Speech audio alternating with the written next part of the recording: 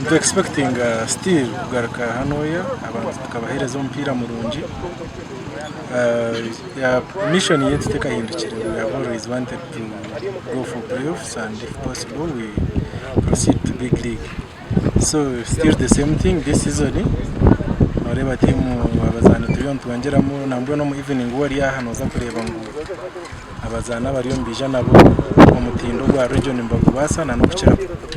Then Kaurijo expecting kufunamo abazana meeting.